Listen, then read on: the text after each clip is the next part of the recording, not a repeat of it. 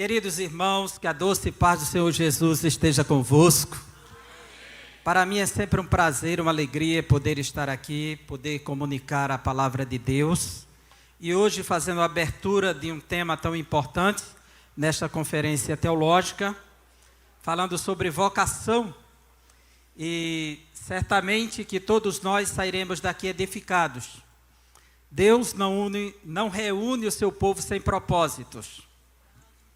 O nosso Deus é um Deus de propósitos, e Ele nos reúne aqui porque Ele quer nos edificar, nos aperfeiçoar, nos burilar, nos moldar, para nos parecermos mais com Jesus.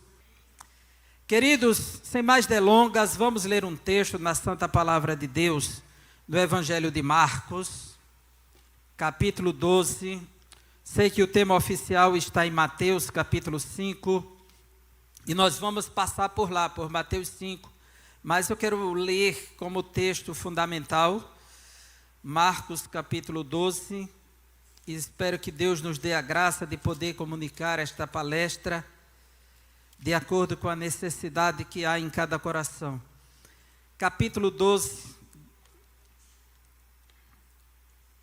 o Evangelho de Marcos é o menor dos evangelhos, só tem 16 capítulos. E no capítulo 12 nós temos um momento em que Jesus já chegou em Jerusalém. E ele será indagado. E eu vou ler nos versículos 28 a 31. Quem encontrou diz amém. Chegando um dos escribas, tendo ouvido a discussão entre eles, vendo como Jesus lhe houvera respondido bem, perguntou-lhe: qual é o principal de todos os mandamentos? Respondeu Jesus: o principal é: ouve, ó Israel, o Senhor, nosso Deus, é o único Senhor. Amarás, pois, o Senhor teu Deus de todo o teu coração, de toda a tua alma, de todo o teu entendimento e de toda a tua força. O segundo é: amarás o teu próximo como a ti mesmo. Não há outro mandamento maior do que estes. Amém? Vamos orar. Santo Deus, no nome de Jesus, nós te louvamos e te bendizemos por tua santa palavra, por nos dar o privilégio de tê-la conosco e em nós. Pai, muito obrigado por este privilégio que temos de estarmos aqui nesta noite. Pedimos que o Senhor fale aos nossos corações, às nossas mentes, que nos dê uma percepção real daquilo que o Senhor projetou para nós. Queremos encaixar os nossos pés nos teus passos e assim seguir-te sempre, Pai, para a glória do teu nome, para que o mundo conheça a luz que há em ti por meio de nós, para que eles sintam, Senhor, o tempero que há no Senhor, que está também em nós, pois somos o sal da terra. Queremos te louvar por isso, Pai, no santo nome de Jesus. Amém. Queridos santos em Cristo Jesus, nós queremos expor nosso slide, por gentileza. E eu propositadamente coloquei aqui uma foto que eu achei bastante emblemática para abrir a nossa conferência. Porque a foto ela já traduz uma mensagem para nós. É uma foto de soldados israelenses, e eles estão fora da cidade, eles estão fora do quartel, eles estão no campo de batalha. Em um certo momento eles param para meditar na palavra de Deus. O que tem a ver o povo, soldado, a guerra com a palavra? Por que um povo, soldado, ele devia estar preocupado com suas armas, de estar testando o que está faltando, que está precisando, está pensando em alguma estratégia militar nessa hora, mas eles param para meditar na palavra, num campo de batalha. O que leva a pessoa a fazer isso? Esses soldados não são cristãos, são judeus, e por nacionalidade são israelenses, mas por religião são judeus, praticantes do judaísmo. E eles não separam a sua vida militar da sua vida sagrada. Aonde vai o soldado, vai o religioso. Aonde vai o militar, vai o que crê. Aonde vai aquele que serve a população, vai aquele que serve a Deus também. Eles não separam. E essa foto é um testemunho da realidade, da cosmovisão incorporada e encarnada e vivenciada pelo soldado israelense, que fala para nós, que traduz para nós, de fato, o que é viver uma vocação. Podemos ler o texto? Uma vocação integrada. Vocação integrada, minha missão no mundo. E é justamente sobre isso que queremos refletir, sobre a importância da vocação e a nossa missão no mundo. Por gentileza.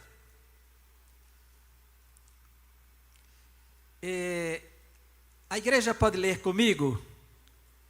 Há dias na vida de uma pessoa, o dia em que ela nasce e o dia em que ela descobre porque nasceu. Há 2 grandes dias na vida de uma pessoa: o dia em que ela nasce. Nenhum de nós aqui pode dizer que não nasceu. Mas tem um outro dia, o dia em que descobre por que nasceu. Será que há pessoas que vivem uma vida e perdem alguns privilégios de vivenciar porque não descobriu por que nasceu? E essa é uma expressão que não é nem evangélica, é de um livro, Teste de Paixão, de Janet Atwood e Chris Atwood. O teste da paixão. Descubra o que realmente você ama fazer. O livro é sobre buscar aquilo que você gosta de fazer, descobrir. E essa frase está logo na capa. E quando eu vi, eu fui atraído. Porque, de fato, isso é impactante. Eu vivi como cristão até um certo tempo da minha vida, uma dimensão, até encontrar na carta aos Romanos o sentido da glória de Deus, o sentido da vida. E como isso fez uma diferença na minha vida, na minha existência, entre um antes e um depois. E a grande batalha é para se ajustar naquele propósito que está na carta aos Romanos. Por gentileza, passa para o próximo. O que você faria se escavasse no seu quintal ou abrisse o piso de sua casa e descobrisse um tesouro? Tem muita gente aí, tem muitas reportagens, principalmente na Inglaterra, que eles escavam no quintal e é surpreendido com um tesouro lá. Você o enterraria novamente? Mais uma vez, você o enterraria novamente? Pegava-o e entregava ao governo?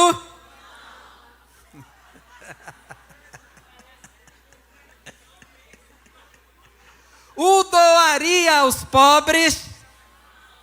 Não. Misericórdia, Jesus. É muita sinceridade, né, irmãos? É muita sinceridade. Parabéns pela sinceridade. Ou iria administrá-lo para o seu bem e dos outros? Já pensou? E se você descobrir nessa noite que vocação é um tesouro?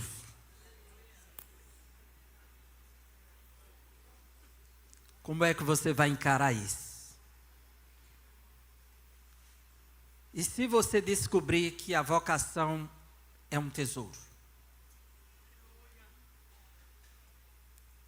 Então, a vocação é algo muito importante, nós queremos refletir justamente por conta dessa responsabilidade que o Senhor nos convoca. O que você faria se descobrisse o que de fato é vocação? Aí você pode dizer, você está me dizendo que eu não sei? Existe algo mais?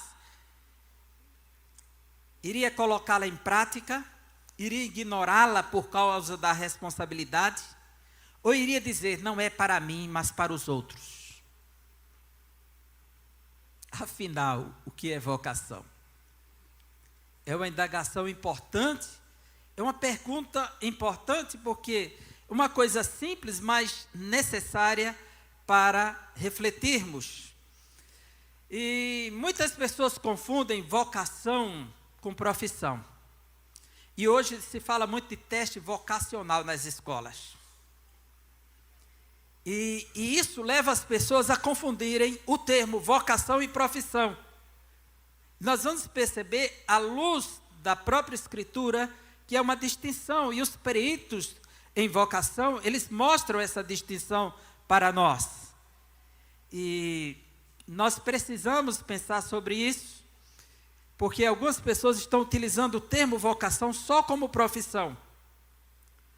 Então nós precisamos distinguir e aí saber aonde estamos e o que estamos fazendo com a vocação que o Senhor nos deu. Quais são as vocações bíblicas? Qual a minha vocação? Eu tenho alguma vocação? Eu não fui chamado para ser pastor, não fui chamado para ser diácono, não fui chamado para ser diaconisa. Aquela preocupação de não ter sido chamado para participar de forma ativa e efetiva no espaço sagrado. Será que vocação se restringe a isso ou somente a isto? É isso que queremos refletir. O que é uma vocação integrada? Também é outra pergunta importante. Então vamos tentar esclarecer isso nessa noite, através dessa palestra. Então vamos abordar nesta palestra, justamente aqui acima de 3 eixos. E por que precisamos refletir sobre isso com muita responsabilidade? Porque a falta de compreensão de muita gente sobre o que é vocação leva ele a viver uma vida no reino de Deus, muitas vezes improdutiva.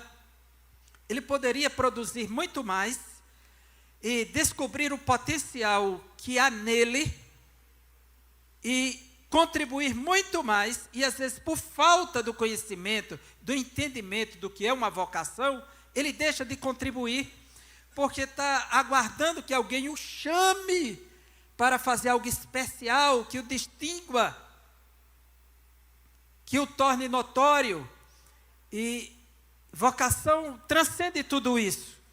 E é por isso que precisamos pensar na vocação para termos uma compreensão essencial, substancial do que é a vocação e qual a nossa vocação nesse contexto. E é isso que precisamos entender. E por que precisamos disso? Porque Jesus disse em uma parábola, em Lucas capítulo 12, 47 e 48. É possível colocar esse texto para nós? Ele não está ali. Eu queria que... está aqui, tá.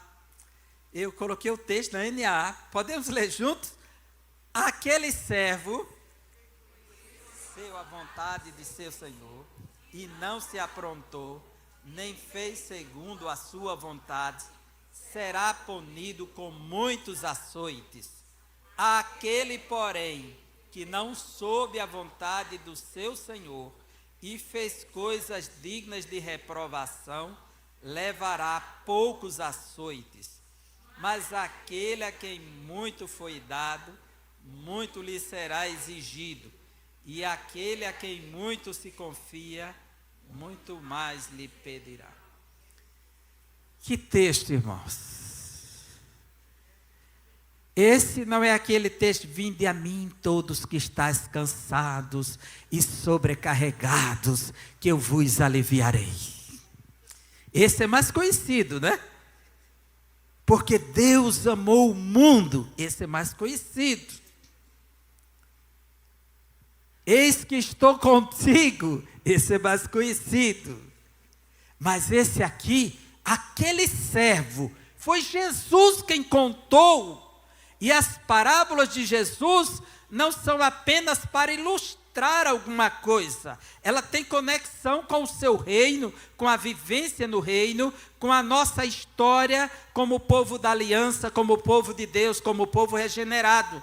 Jesus deixa essa parábola dizendo: aquele servo que conheceu a vontade de seu Senhor e não se aprontou.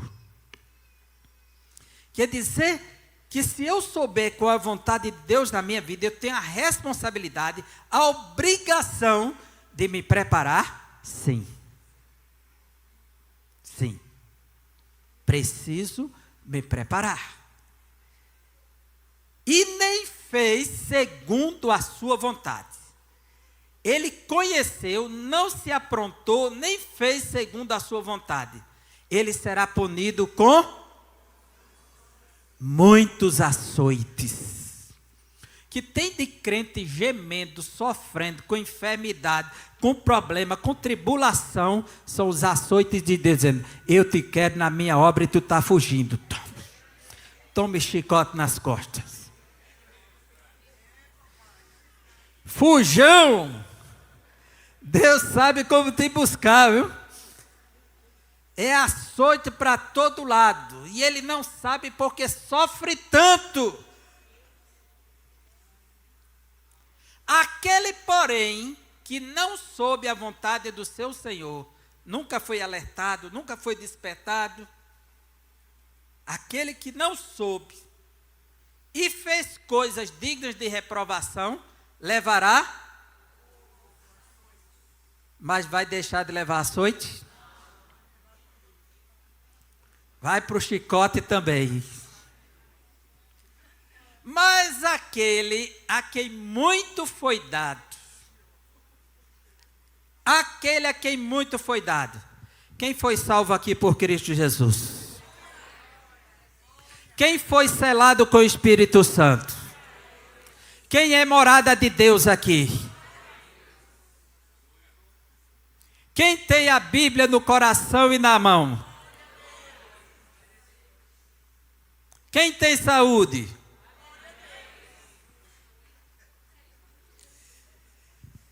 Eita Jesus, mas aquele a quem muito foi dado, muito lhe será exigido. E aquele a quem muito se confia, muito mais lhe pedirão. Aí fica entre você e Deus. Palavras de Jesus, por gentileza. A nossa exposição será conduzida por 3 eixos direcionais. O que é vocação? A vocação resgatada na Reforma Protestante e a vocação integrada na Bíblia. São os 3 tópicos. Eu não sei se marcaram a mini vigília de hoje aqui. Marcou ou não? Porque a gente está começando agora. Já passa direto, né? Por gentileza, passa aí. Então vamos começar. O que é vocação?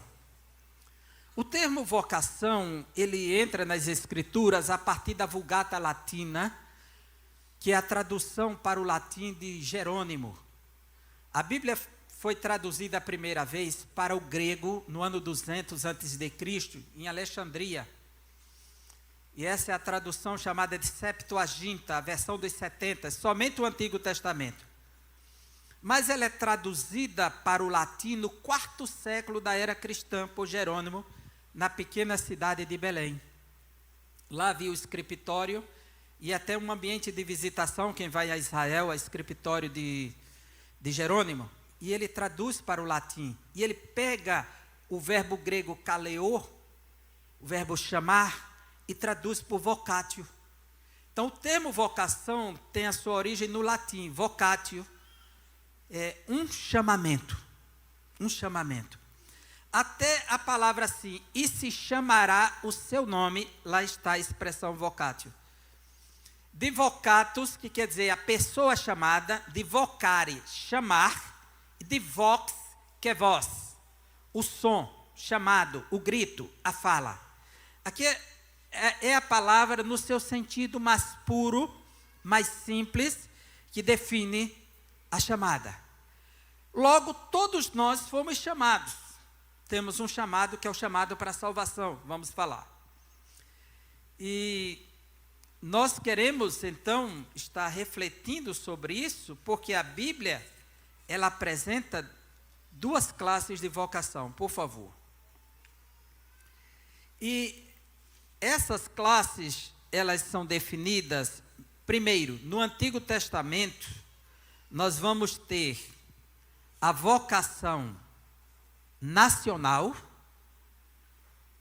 sem falar daquela vocação individual como a de Noé, que é um chamado para cumprir uma missão, ele e a sua família, um pequeno grupo, o chamado de Abel, o chamado de Sete, mas o chamado que marca a história da redenção é o chamado nacional, uma nação. Deus escolhe um casal com a idade avançada, uma esposa estéril, para fazer deles uma nação. E o foco é na nação. A nação. Então, o primeiro chamado é o chamado nacional, que é o chamado de Israel. A história da redenção toda é narrada a partir de Israel, uma nação. Ela será o modelo, o protótipo, o que Israel vivenciar na terra, até a sua cidade principal, sua capital, que é Jerusalém, aponta para a cidade espiritual, Jerusalém celestial. Se é um Israel físico, tem um Israel espiritual.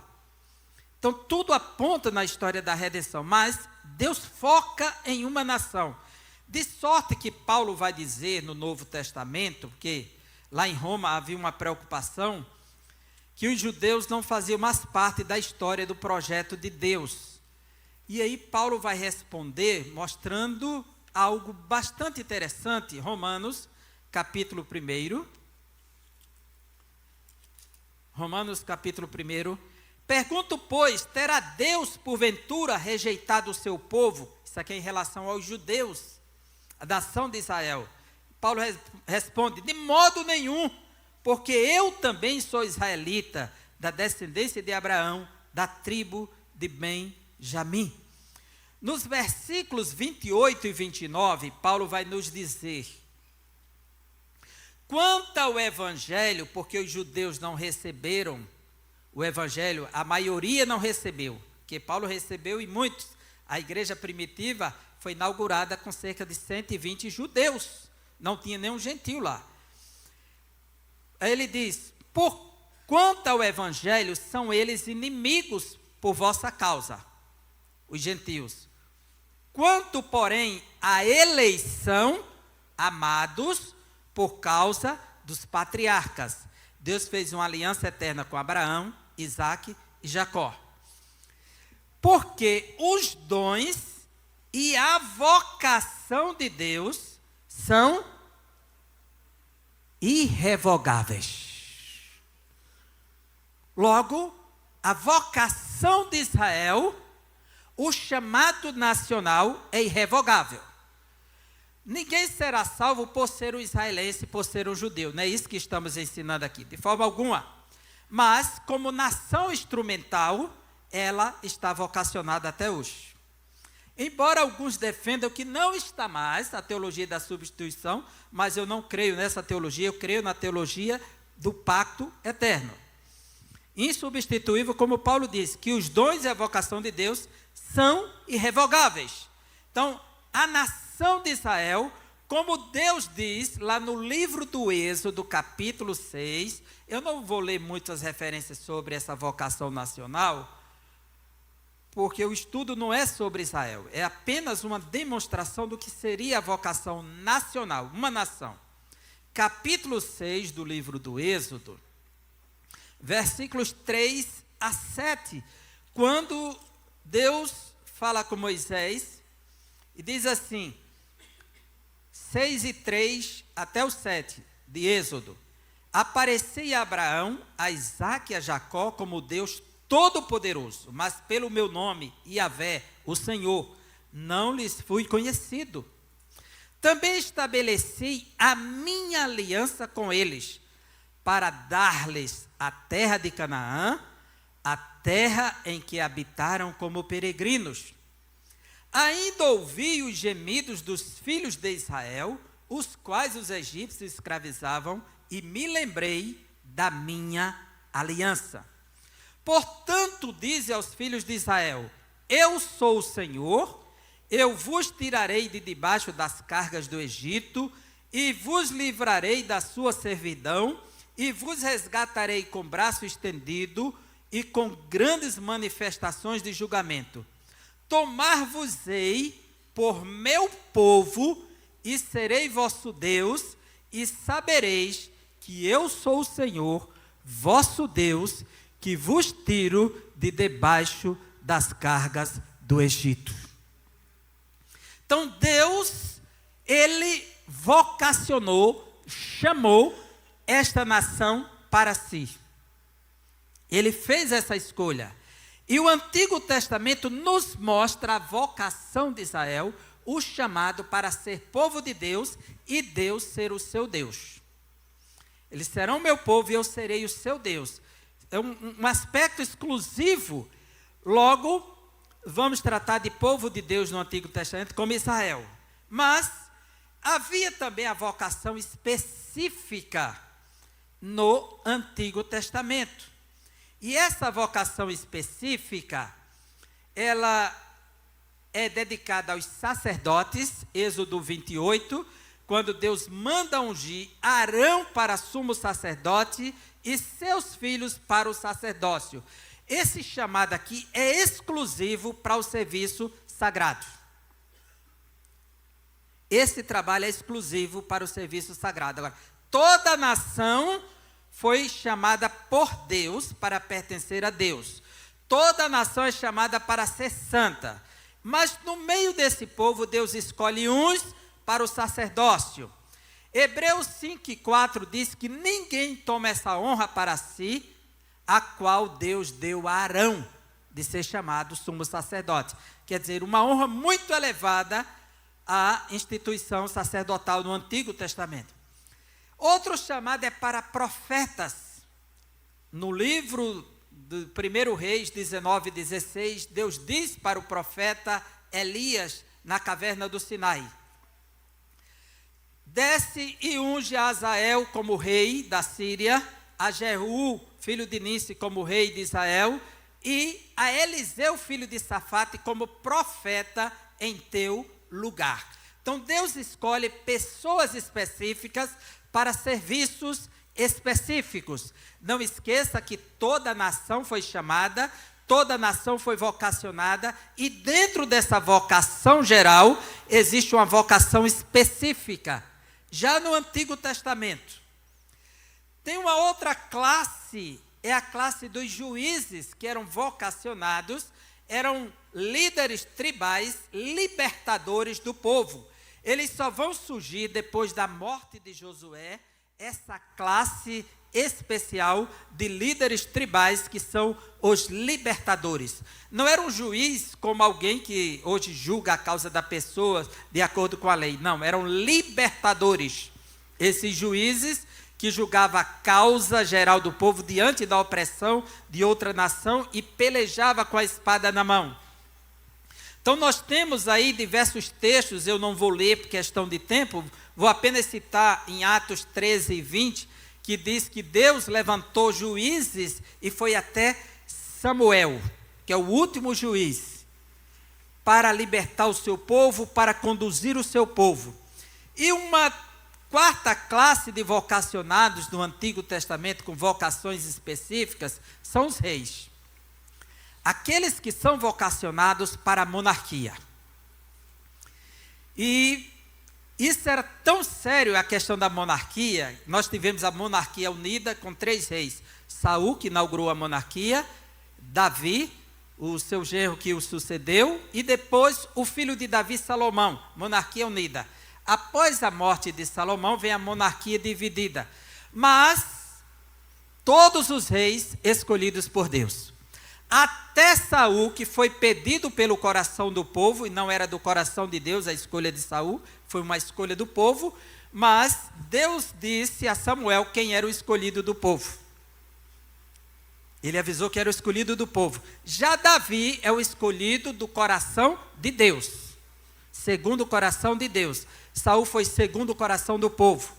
Mas Deus vocacionou Saul e vocacionou Davi para o reinado, para uma função monárquica. E é interessante que vai surgir diversos reis, e eles serão ungidos para isso, consagrados para esta missão. Daí que Davi o tempo todo, quando tem a oportunidade de matar Saul, não mata, porque eles não vão tocar no ungido do Senhor. Foi Deus que capacitou ele, que vocacionou. Davi, ele vivia debaixo de uma promessa, que talvez nem ele sabia que ele seria rei. Porque Samuel foi na casa do seu pai Jessé, e ele foi com um segredo entre ele e Deus, Samuel. Deus disse: até quando terás dó de Saul, se eu o rejeitei para ser rei? Agora desce à casa de Jessé o belemita, porque me provi de um de seus filhos para ser o rei de Israel. De imediato Samuel sabia que se ele fosse até a casa de Jessé ungir um rei, ele estaria conspirando contra Saul, que era o rei, que tinha filhos como Jonatas, que seria o sucessor no reinado. Então, na monarquia, quem assenta no trono é o filho. E do filho em diante, se não tem filho, a filha casa com alguém para que o genro se assente no trono. Então, Deus diz: vai à casa de Jessé, mas se a monarquia está direcionada na casa de Saul, se alguém toma conhecimento que Samuel vai ungir um novo rei em outro lugar, em outra família, ele está o quê? Conspirando contra Saul. E isso seria uma traição política também. Então Samuel diz que Saul vai querer me matar, meu senhor. Ele conversa com Deus. Deus diz: faça o que você sempre fez, sacrificar. Chega lá e diga: eu vim fazer um sacrifício. Quando ele chegou, juntou todo mundo, e ali ele vai ungir, mas ele não diz para quê.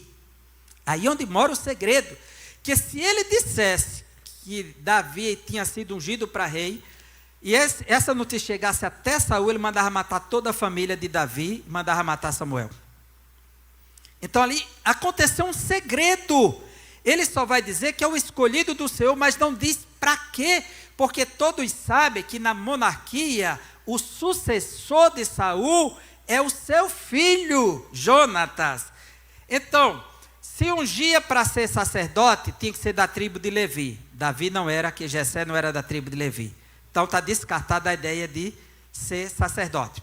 Se ungia para ser rei, tinha que estar na monarquia. Davi não fazia parte da família real. Também não. Na hora que ele foi ungido, ficaram indagando. Então só resta uma coisa: ser profeta. No mínimo, pensaram que Davi foi ungido para ser profeta. Porque o segredo era entre Deus e o coração de Davi. Provavelmente nem Davi sabia como Deus ia encaixar ele, mas Deus tinha essa vocação específica para Davi. E quando Deus tem uma vocação para alguém, Ele tem os seus meios de encaixá-lo no lugar certo. E Deus tinha a chave secreta para abrir a porta da monarquia para Davi, que foi o gigante Golias. Quando ninguém mais enfrentou, Saul disse: olha, eu aumento as riquezas, não apareceu ninguém. Eu tiro o imposto da sua casa, não apareceu ninguém. Ele disse: eu dou a minha filha em casamento. Era a chave. Deus tem que encaixar Davi na linhagem real para poder ele assumir o trono. Então Davi vai casar com a filha de Saul. Saul vai morrer, seus filhos, para quando ele assumir o trono, ele está na linhagem real.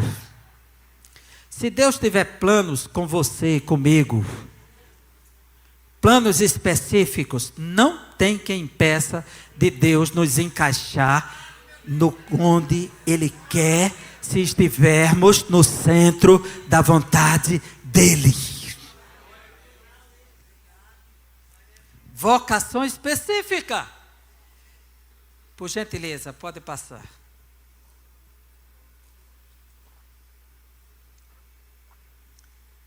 No Novo Testamento, aí a coisa muda.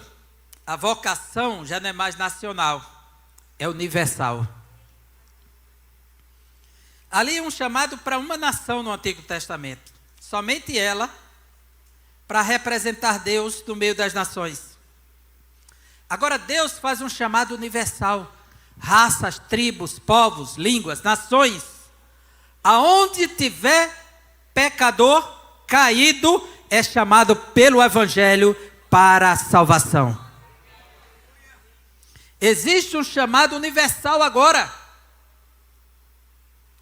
Existe uma vocação universal. Que a igreja ela tem que fazer missões do mundo todo. Não sabemos quem vai se salvar, quem vai responder o chamado. A nossa obrigação é evangelizar. Então existe uma vocação universal e ela é representada na igreja. O povo de Deus agora não são mais os indianos, os africanos, os peruanos, os argentinos. O povo de Deus não são mais os israelenses, não é nesse sentido nacional. É a igreja, que é composta de todos os povos, raças, tribos, línguas e nações. A igreja do Senhor não tem mais limite étnico, racial, não. É um povo que se torna o corpo de Cristo Jesus. A noiva do Cordeiro. O povo chamado para a salvação em Cristo, unidos em uma só aliança, em um só sacrifício.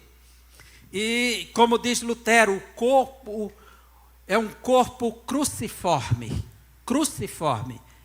Lutero usa muito essa expressão, cruciforme, na teologia da cruz. Ou seja, cruz de cruz, em latim, cruci, e forme a forma da cruz. Um povo que se adequa à forma da cruz. Cruz para Lutero é evangelho. Que o evangelho trata do sacrifício de Jesus. Então a igreja, em Efésios capítulo 4, versículo 1, veja o que o apóstolo Paulo nos diz. E na carta aos Efésios nós temos o sentido de igreja universal. Não a do reino de Deus, mas a igreja universal que é o reino de Deus universal. Não estou descartando os cristãos da reino de Deus, não é essa a questão. Mas para que você saiba que eu estou usando o termo, que o termo universal entre nós está bem forte, né? Bem presente por conta da denominação. Rogo-vos, pois, eu, prisioneiro no Senhor, que andeis de modo digno da vocação que fostes chamados. Paulo fala da carta aos Efésios, capítulo 1, que a igreja é um povo que foi abençoado com toda sorte de bênção espiritual nos lugares celestiais em Cristo Jesus, 1:3.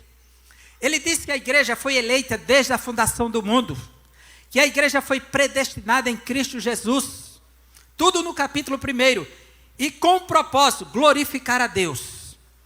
A igreja, capítulo 1. No capítulo 2, Paulo mostra que a igreja era um povo morto em delitos e pecados, mas que foi vivificada em Cristo Jesus. E no mesmo capítulo 2, a partir do versículo 11 ao 22, ele mostra que aqueles que estavam longe foram aproximados. Aqueles que estavam sem Deus, receberam Deus na vida. Aqueles que estavam sem esperança, fora das alianças, das promessas, Deus atraiu em Cristo Jesus, por meio da cruz, pegou judeus e gentios, evangelizou o judeu que está perto e evangelizou o gentio que está longe, e juntou os dois e fez um novo homem, uma nova criação, uma nova criatura. E essa nova criação é um prédio que cresce e que se torna o santuário de Deus, para Deus ser habitado nela.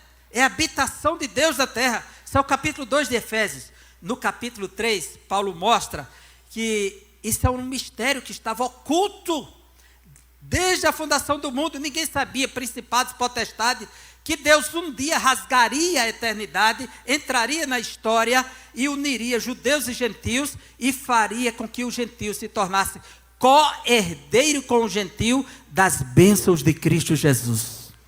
Olha onde você está. Desfrutando das bênçãos que Deus projetou para os judeus. Co-herdeiro em Cristo Jesus. E Paulo ora para que a gente entenda esse mistério que Deus trabalha com um amor tão profundo que vai lá nas raízes, se estende para os lados, sobe para cima, é como uma árvore que cresce, se estende para todos os lados. Assim o amor de Deus por nós.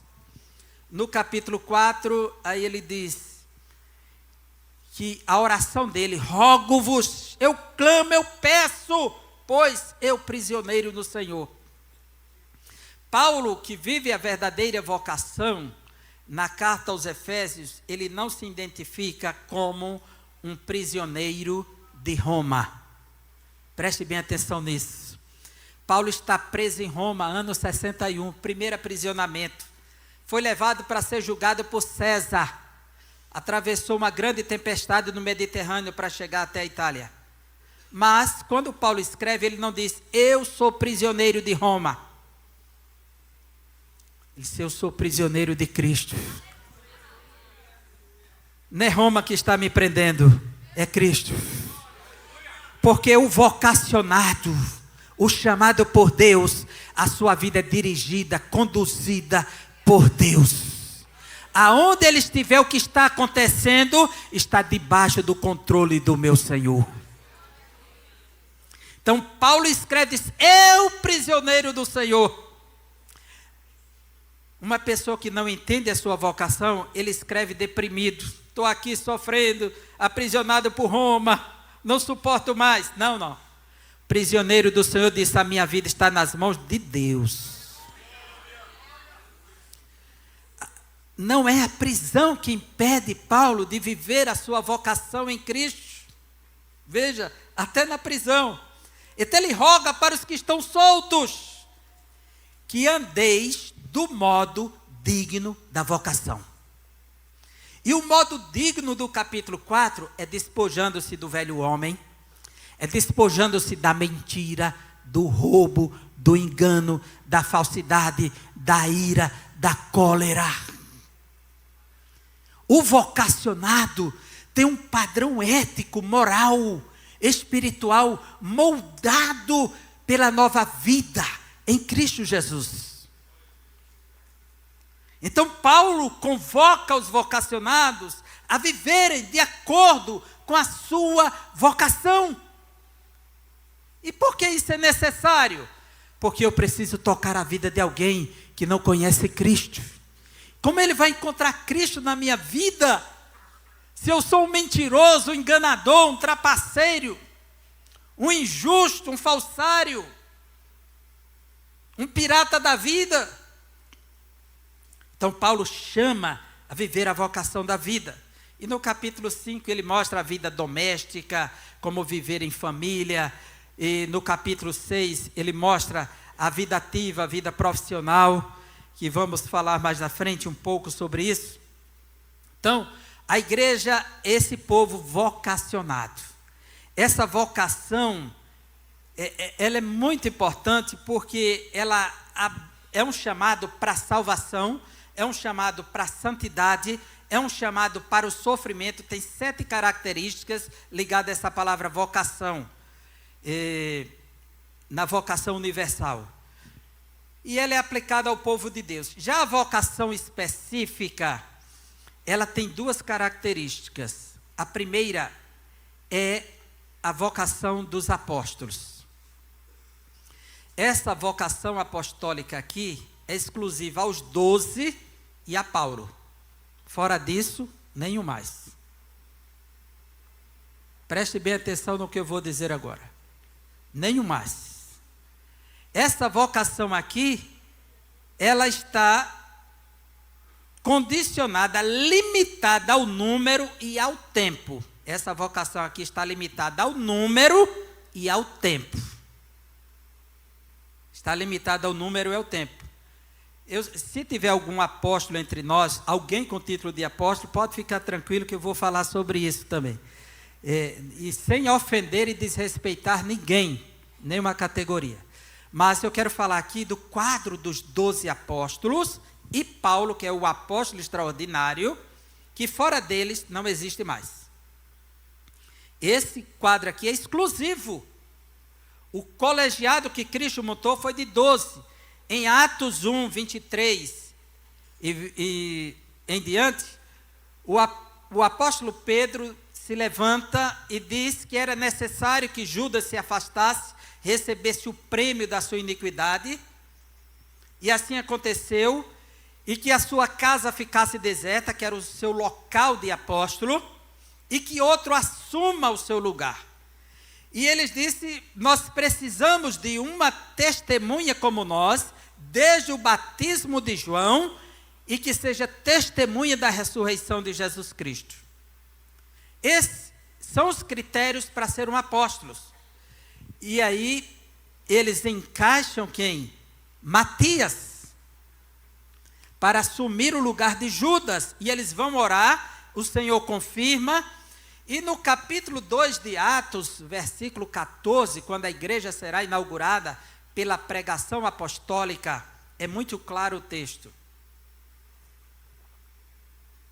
Vai dizer assim: e Pedro, pondo-se de pé com os demais apóstolos. Pode projetar esse texto para a gente, 2,14 de Atos?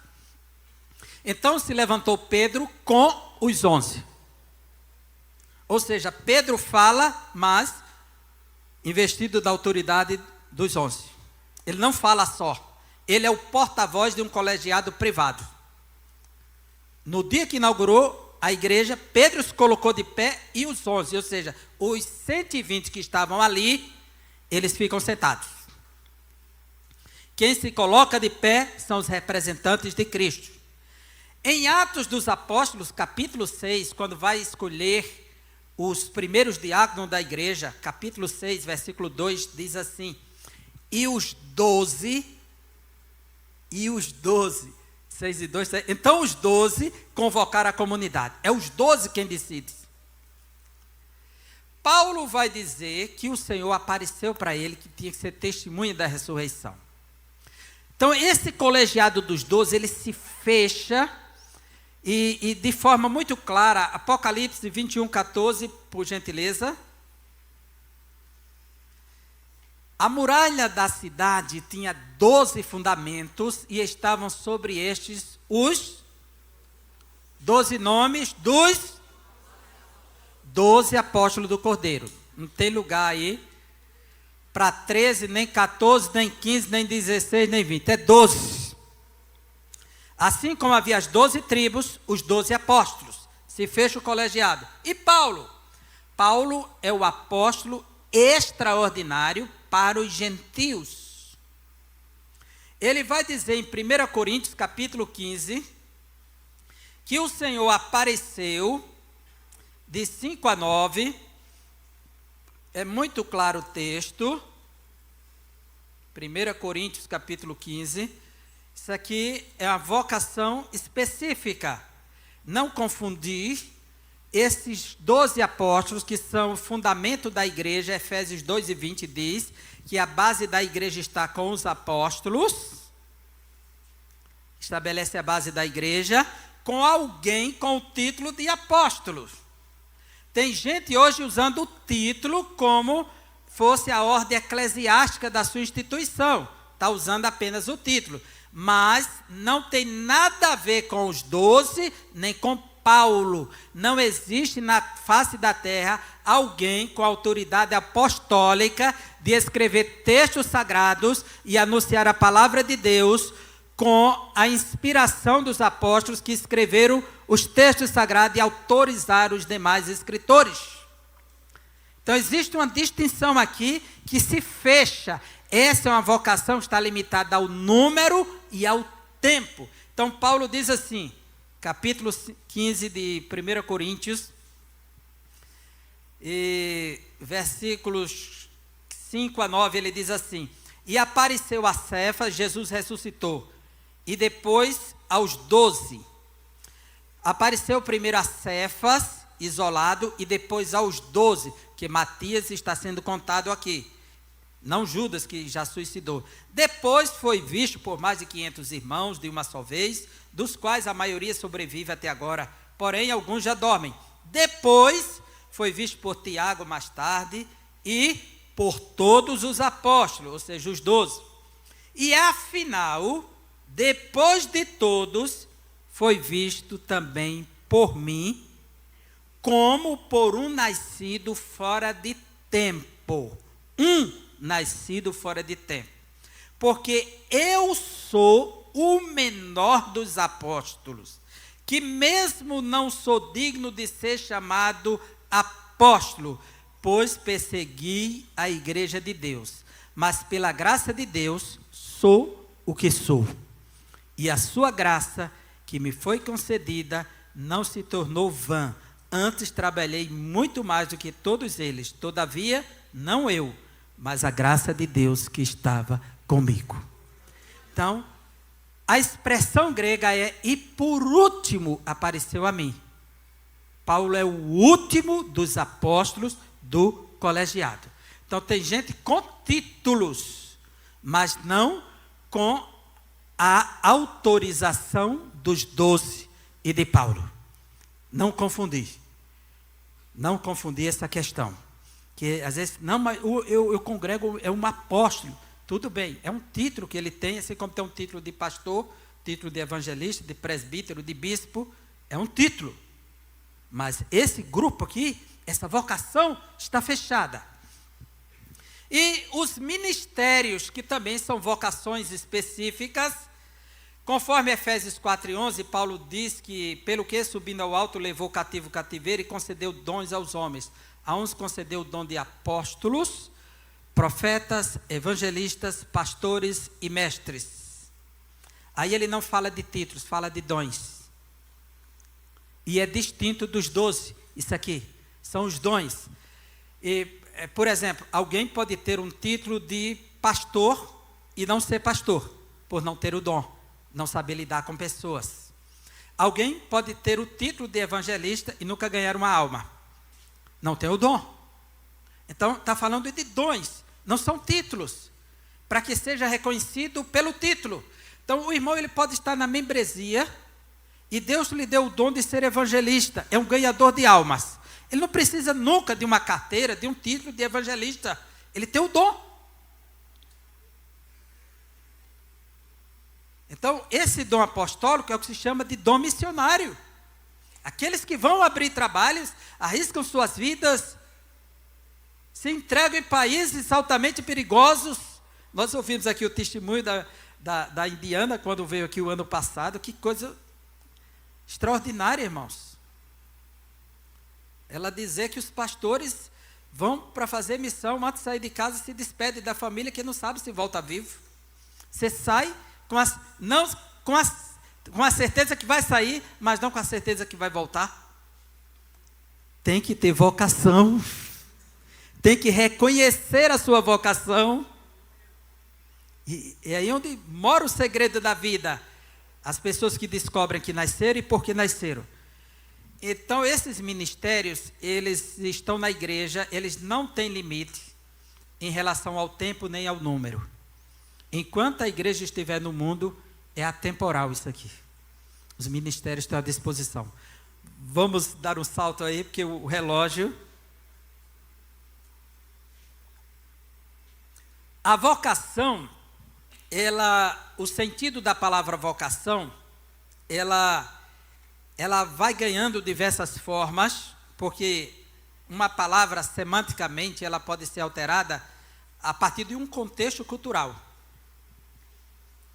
E essa palavra ligada à vocação, ela sofre uma alteração antes da Reforma Protestante. Essa mudança de conceito acontece porque vai mudar agora a palavra vocação, vai separar clero e laicato. O clero, que seria a classe sacerdotal, e o laicato, que seria o povo laico. e aí vem a palavra leigo. Fulano disse, eu sou leigo nesse assunto, ou seja, eu não sei de nada. Né? Usa essa expressão, eu sou leigo, nisso aí eu sou leigo. Eu não sei de nada, está querendo dizer. Então, a ideia do laicos, que é o leigo. Uma tradição que se iniciou com Clemente de Alexandria, cerca de 150, passou para Tertuliano, vai para Hipólito, no ano 200, depois de Cristo, e foi separando a ideia de laicato, povo, a palavra laicos, de laos, em grego, que vai para o latim laikos, povo, laos, aí você tem Laodiceia, Diceia quer dizer justiça, né, Diqueia, e laos, Laodiceia, a justiça do povo, né? Então, o laicato, que seria o povo, do clero, que é o sacerdócio. Essas duas classes estão separadas. E elas são distintas porque esse corpo aqui é especial. E esse aqui não. E isso foi se consolidando no quarto século em diante com a Igreja Católica. Isso, quando a igreja ela se torna imperial, estatal, ela absorve o conceito agora de vocação e faz uma separação tão distinta e estabelece padrões que vai assombrar a humanidade, a nossa história, por gentileza. Mas a reforma protestante, ela vai dar um basta nessa proposta. E aqui é muito interessante porque D.F. Wright, ele nos diz, Lutero, seguido por todos os reformadores, derrubou a dicotomia medieval confortável entre religioso e, portanto, considerado superior, como os monges e o clero, e o secular, portanto, inferior, que é a classe leiga. Com suas doutrinas do sacerdócio universal de todos os crentes e da vocação de todos os cristãos. Lutero, no ano de 1517, ele declarou a reforma. Ele deflagrou a reforma em 1517. Em 1518, ele lançou a teologia da cruz.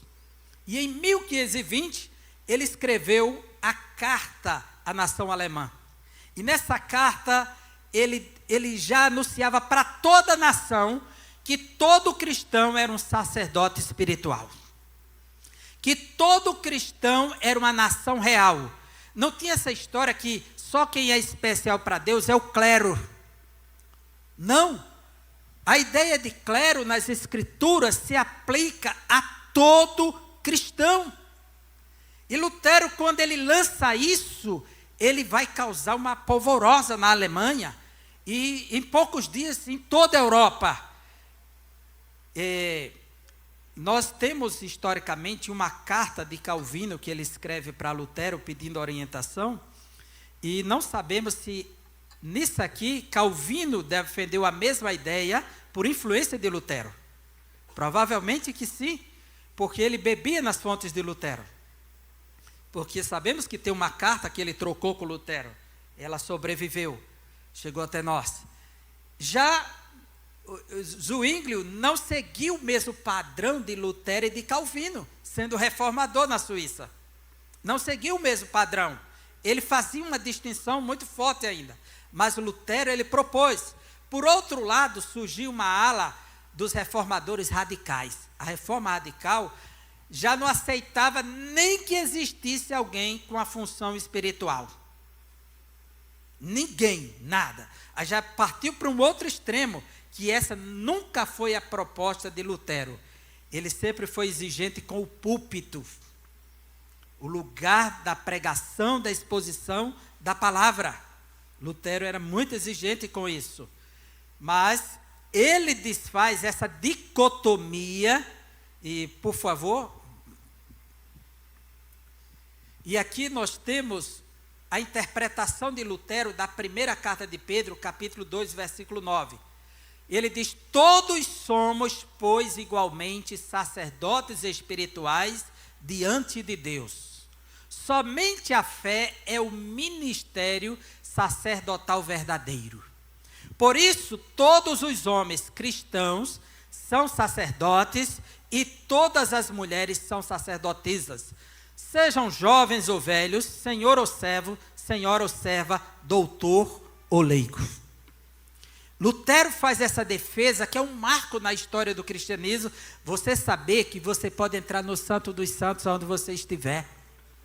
Você saber que você pode orar dentro da sua casa, na rua, na praça, pelo seu vizinho. Você não precisa, quando tiver um problema, ter que clamar pelo pastor, pelo presbítero, pelo evangelista da igreja. Você é um sacerdote espiritual. E tem o direito de exercer esse sacerdócio espiritual. Esse é o resgate da reforma protestante, que oferece a todos o direito que a Escritura lhe dá. Essa identidade é resgatada. Por favor. Estou vendo que a hora está muito avançada.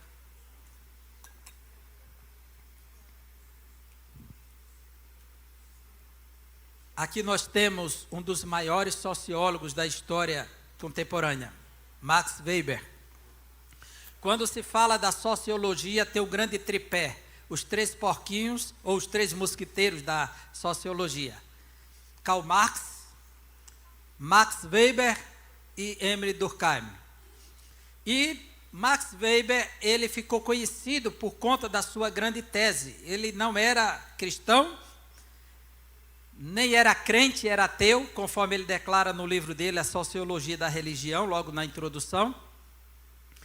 Mas, na sua obra Ética Protestante, o Espírito do Capitalismo, no capítulo 3, ele trabalha sobre a vocação e Lutero, nesse capítulo. E qual a abordagem de Max Weber? Uma coisa indiscutivelmente nova. Weber foi um dos mais densos pesquisadores da sociologia. Ele lia em hebraico, lia em grego, lia em latim. Então, ele buscava os textos sempre nos textos originais. A pesquisa dele é muito densa. Quem faz pesquisa na sociologia sabe o quanto Weber é denso nas suas informações. Então ele disse uma coisa indiscutivelmente nova, a valorização do cumprimento, do dever. E ele diz isso aqui, nos afazeres seculares, como a mais alta forma que a atividade ética do indivíduo pudesse assumir.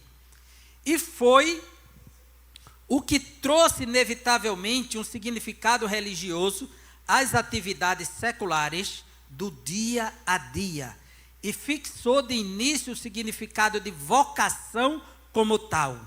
O conceito de vocação foi, pois, introduzido no dogma central de todas as denominações protestantes e descartado pela divisão católica de preceitos éticos em praecepta et concilia. Então, enquanto a Igreja Católica rejeitou essa divisão, todos os dogmas protestantes adotaram.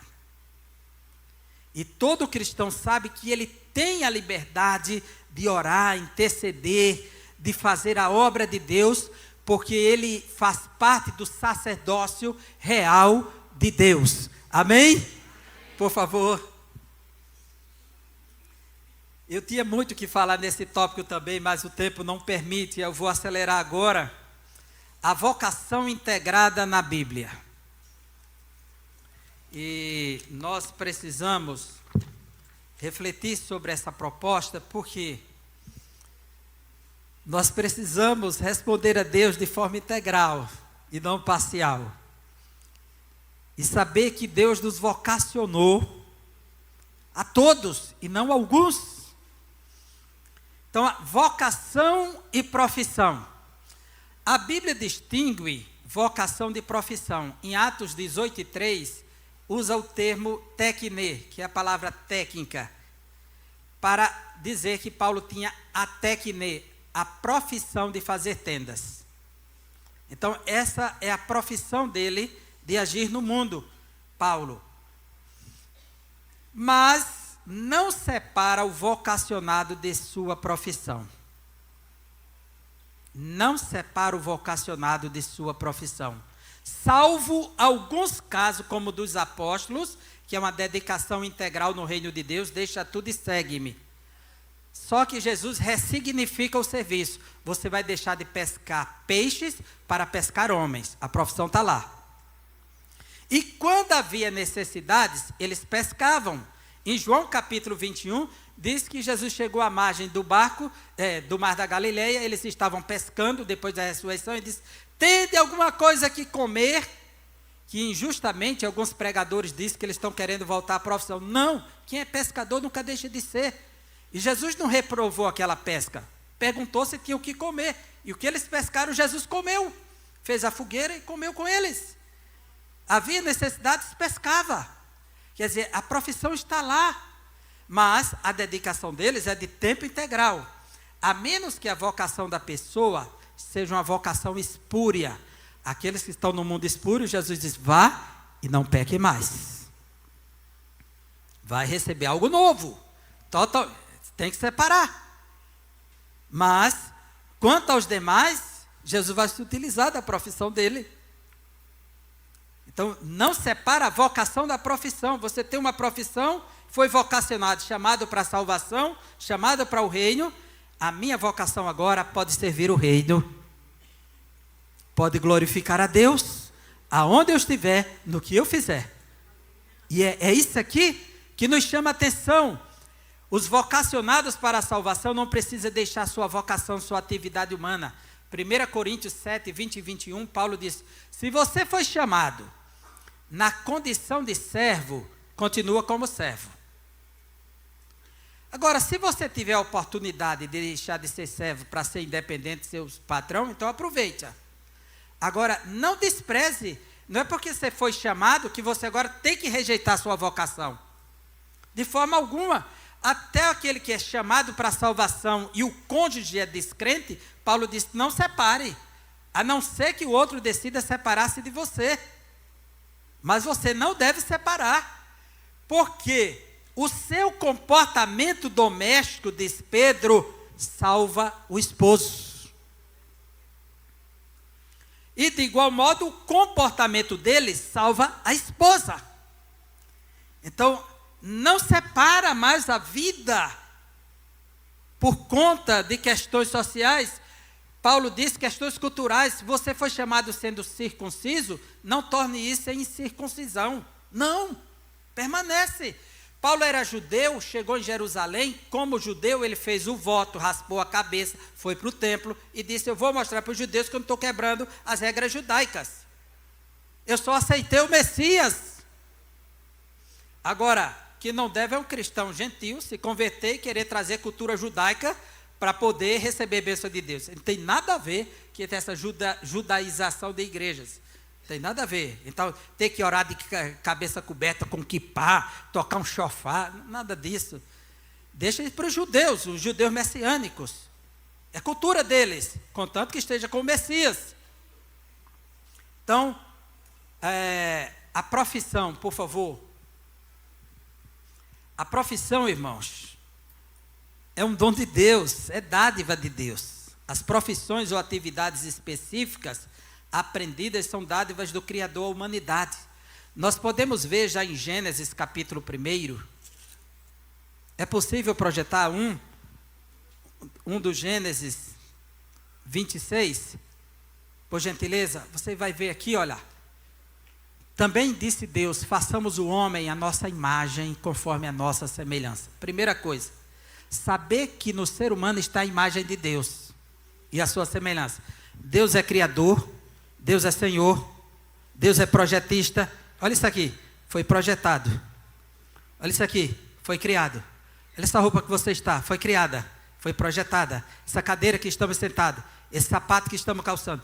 Tudo é o homem cumprindo a sua missão, a imagem de Deus nele. Ele é um imitatio Dei, um imitador de Deus. Então, Deus, ele projeta e diz assim, ele tenha a nossa imagem e semelhança, e ele tenha domínio sobre os peixes. Ele vai ser pescador. Ele tem domínio sobre os peixes. Ele vai ser pescador. Sobre os peixes, sobre as aves dos céus. Ele é caçador também de aves. Olha, sobre os animais domésticos, sobre toda a terra, sobre todos os répteis que rastejam pela terra. O ser humano, ele já foi dotado por Deus com capacidades inatas que refletem a imagem de Deus para exercitar sobre a terra o seu exercício cultural, o mandato cultural. Por gentileza, projeta para nós capítulo 2, versículo 15. Olha o que Deus diz. Tomou, pois, o Senhor Deus o homem e o colocou no jardim do Éden. Mas não ficou só aqui, no jardim do Éden. Ele diz, para o cultivar e o guardar. A primeira missão do homem aqui é de jardineiro. Por que não é de agricultor? Porque ele não tinha que plantar e colher. Não havia necessidade de plantar antes da queda. Vivia da coleta. Então, ele só vai ser agricultor depois da queda. Ele é jardineiro. É a primeira missão. Mas Deus está dando uma missão para glorificar a Deus dentro do jardim. Então, vem de Deus a capacidade para desenvolver atividades. Capítulo 3 do Gênesis, versículo 19, por gentileza.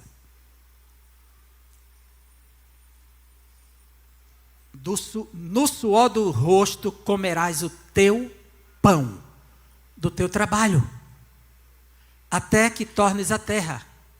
Então, Deus está definindo padrões de vida para o ser humano. O exercício, ou seja, essa ideia de em busca do pão, suar pelo pão, não vem de Adão, vem de Deus. É determinação de Deus. A preguiça vem do pecado. Mas a virtude do trabalho vem de Deus. A preguiça é fruto do pecado, não vem de Deus.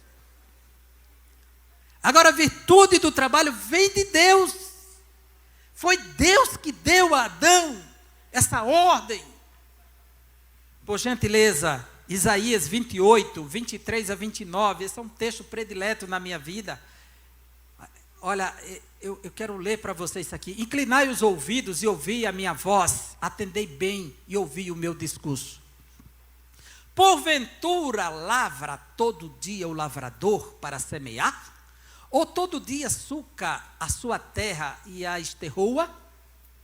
Porventura, quando já tem nivelado a superfície, não lhe espalha o endro, não semeia o cominho, não lança nela o trigo em eiras ou cevada no devido lugar, ou a espelta na margem? Pois o seu Deus assim, a igreja pode ler comigo? Pois o seu Deus assim,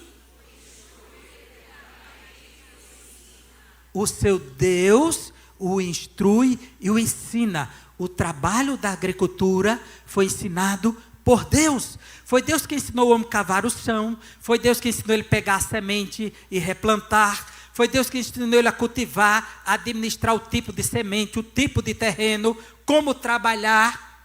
Então, toda essa atividade da agricultura que existe na face da terra é um dom de Deus. Então, o agricultor, ele está trabalhando para a glória de Deus. Isaías continua, 27, porque o endro não se trilha com instrumento de trilhar, nem sobre o cominho se passa a roda de carro, mas com vara se sacode o endro e o cominho com pau. Acaso o esmiuçado, o cereal, acaso é esmiuçado o cereal? Não, o lavrador nem sempre o está debulhando, nem sempre está fazendo passar por cima dele a roda do seu carro e os seus cavalos. Também isso procede de quem, irmãos? Ele é maravilhoso em conselho e grande sabedoria. Vem de Deus toda a atividade da agricultura. Então, não existe profissão que Deus não esteja por trás, se ela for lícita e justa. São dons de Deus. Rapidinho, Êxodo 35, versículo 30 em diante a 35. Disse Moisés aos filhos de Israel: eis que o Senhor chamou, vocacionou pelo nome a Bezalel, filho de Uri, filho de Ur, da tribo de Judá. E o Espírito de Deus o encheu de habilidade, inteligência e conhecimento em todo artifício, e para elaborar desenhos e trabalhar em ouro, em prata, em bronze, para lapidação de pedras de engaste, e para entalhe de madeira, e para toda sorte de lavores. Também lhe dispôs o coração para ensinar a outrem, a ele e a Oliabe, filho de Aizamaque, da tribo de Dan. Encheu-os de habilidade para fazer toda a obra de mestre, até a mais engenhosa, e a de bordador, em estofo azul, em púrpura, em carmesim, em linho fino e de tecelão, sim, toda a sorte de obra a elaborar desenhos. Ou seja, Deus capacitou aqueles homens para desenvolver atividades na construção do tabernáculo, e isso ligado à madeira, ligado a metais, ligada a projetos de desenhos, e também a arte de ensinar. E também habilitou para ensinar a outros. Ou seja, até ser professor é dom de Deus. O que você faz, a profissão que você exercitar, está lá. Não tem nada na vida, eu sou assim uma costureira. Costureira? Isso é dom de Deus. Glória a Deus. O que você faz na vida?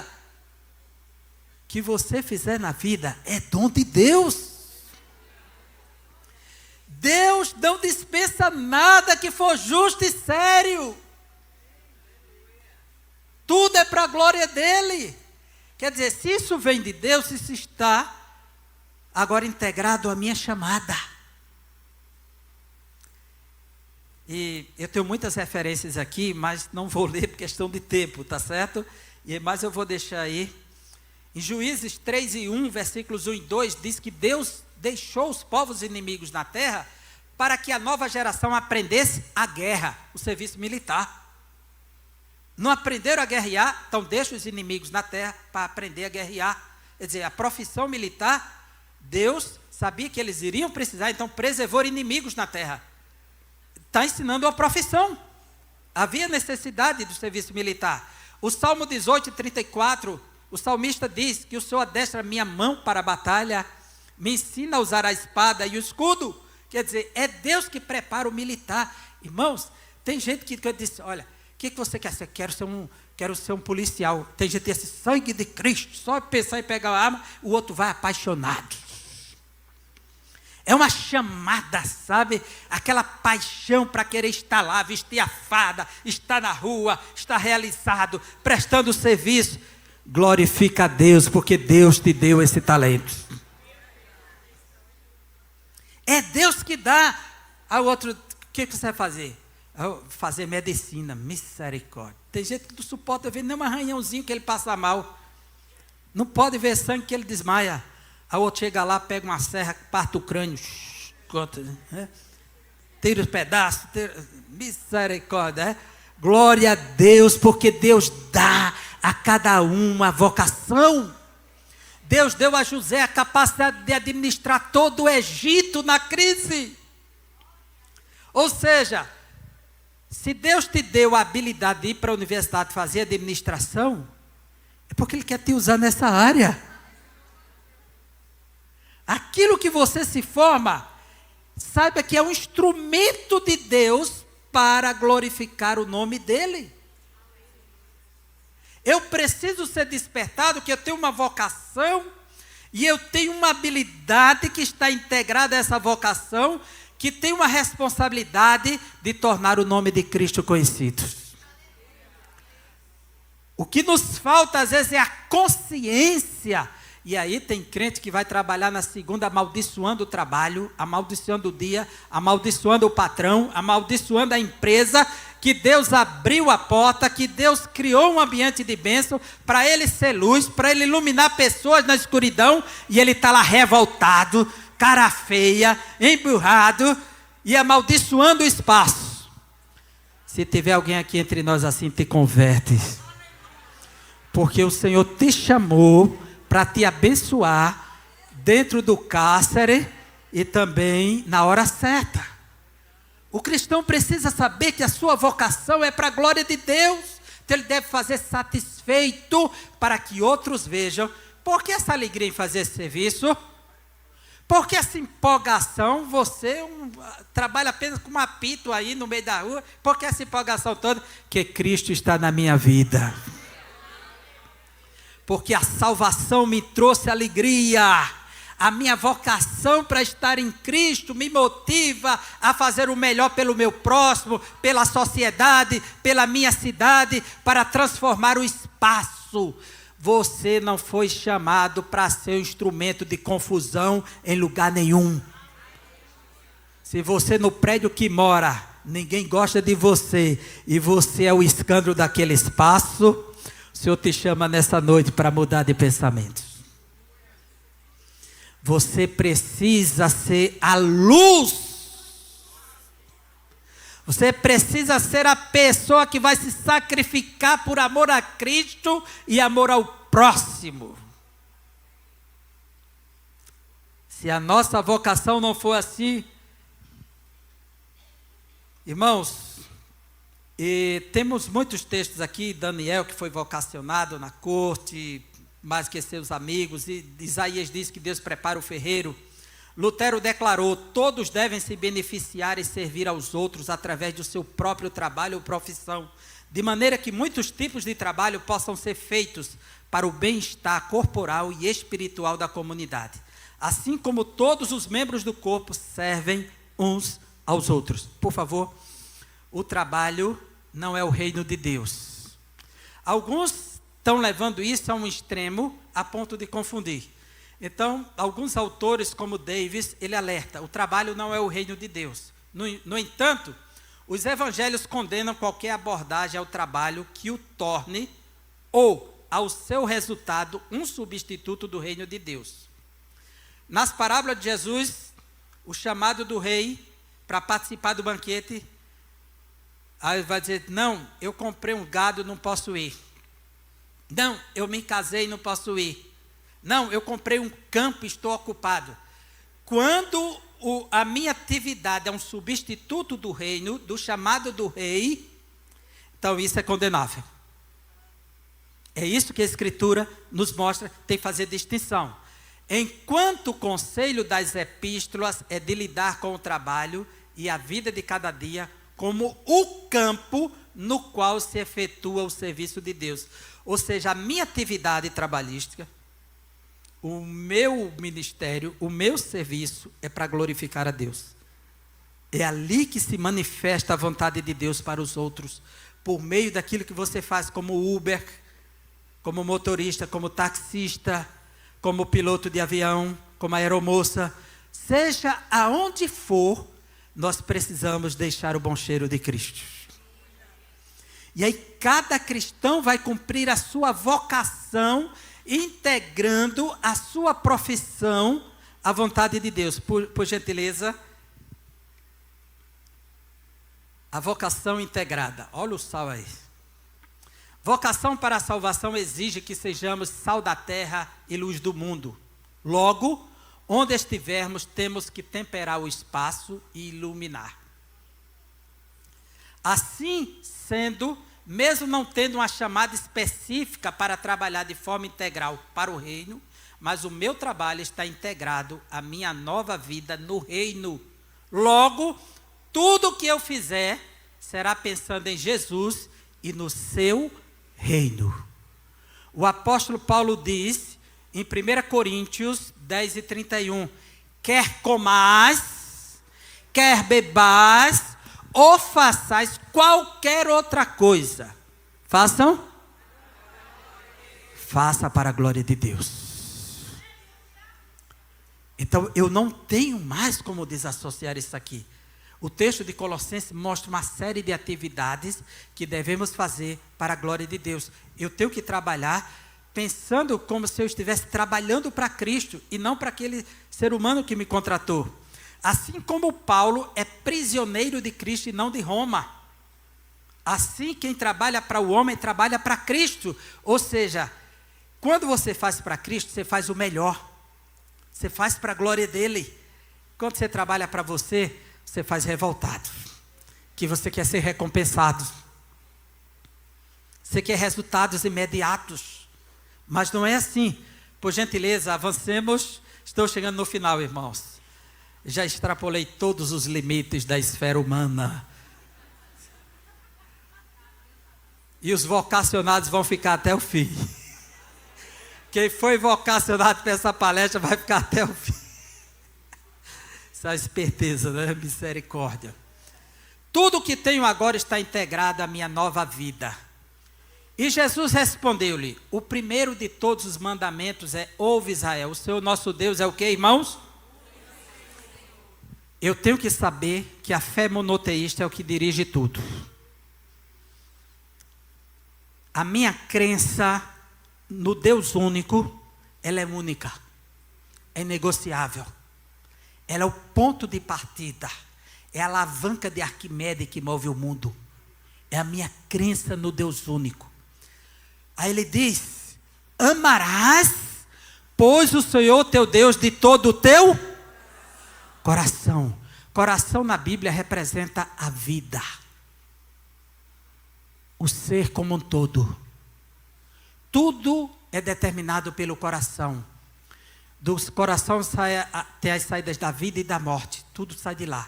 Então, toda a minha vida agora é para demonstrar amor a Deus. Se eu amo a Deus e eu pego a minha vida e vivo ela de revoltas, e pego aquilo que Ele me deu para fazer, faço com revoltas, eu estou amando a Deus? E é Jesus que está dizendo, o primeiro é esse. Como é o primeiro, Jesus? Ama de todo o coração. Com toda a tua vida, tu vai demonstrar amor a Deus. O meu amor a Ele está acima de tudo e de todos. Ah, meus amigos estão na escola, na faculdade, me chamando para um certo lugar, para fazer isso, para fazer aquilo, para ver isso, para ver aquilo, que não condiz com a vontade de Deus. O meu amor a Deus estabelece um limite naquilo que eu faço. É muito fácil chegar aqui, ó. Mas Deus quer um amor puro. Aqui, ali e além. Em tudo e em todo lugar.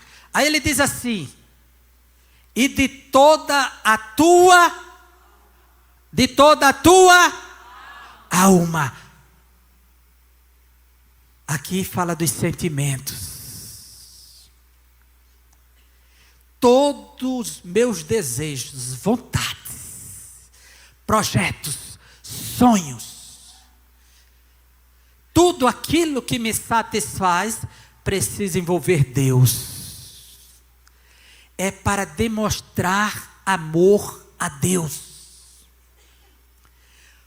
Eu não posso mais ter sentimentos egoístas, mesquinhos, ególatras.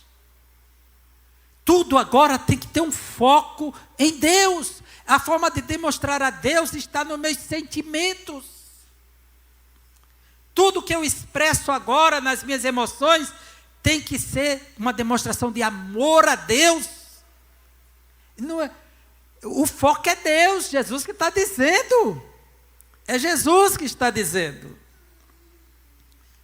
E de todo o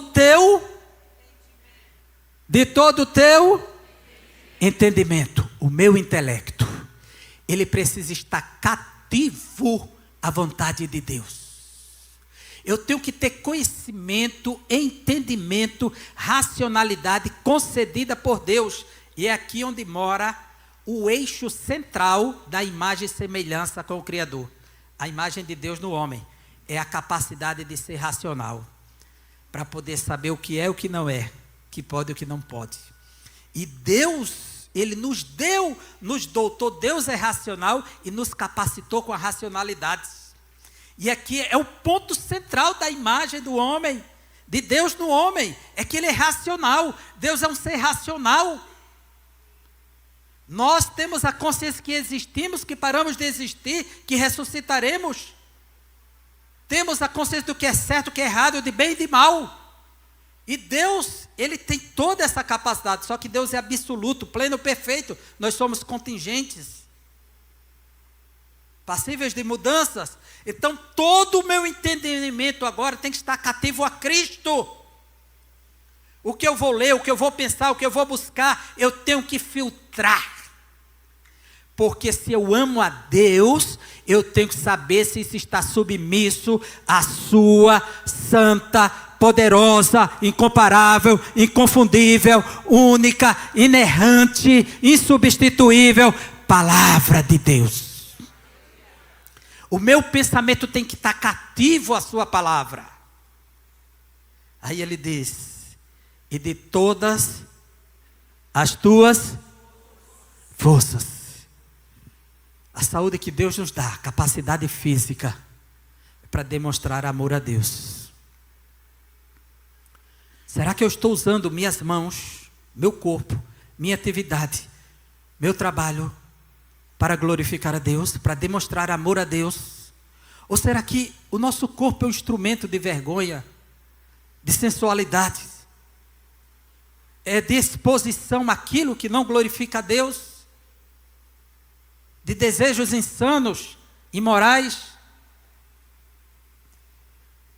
Uma forma de demonstrar amor a Deus é com toda a nossa força, toda atividade física, tudo que há em nós, no ser externo, precisa demonstrar amor a Deus. Por isso, quando os soldados chegaram para João Batista para se batizar, e nós que devemos fazer? Soldados romanos, ele disse: não use de violência. Ele não disse: deixe de ser soldado romano, ele disse: não use de violência. E o outro: o que devemos fazer? Ele disse: contente-se com seu soldo, seu salário.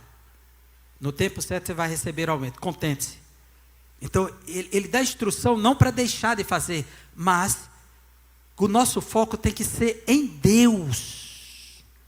A nossa realização tem que estar em Deus. Então o texto é muito claro de Jesus. E o segundo semelhante a este, qual é, irmãos? Amarás o teu próximo como a ti mesmo. O mais fácil de todos. Porque se eu amo a Deus sobre todas as coisas, com todo o meu coração, com toda a minha alma, com todo o meu entendimento, com toda a minha força, aonde é que eu expresso isso de forma prática? Quando eu amo o meu próximo. Por gentileza, último slide, antes que Demar se levante. Pode se levantar, meu irmão. Em Cristo não há mais dicotomia de sagrado e profano. Assim como toda a criação declara a glória de Deus, tudo que há em nós deve bendizer o seu nome. A vocação integra todos os aspectos da vida do cristão. Assim como o sal desempenha as funções de preservar e temperar, nós devemos dar sentido a esta vida na terra.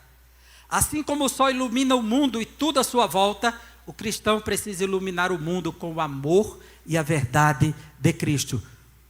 Próximo. Tem mais dois, né? A vocação integra o ser e a vida como um todo. Amamos a Deus de todo o coração. A Ele devotamos toda a expressão da alma.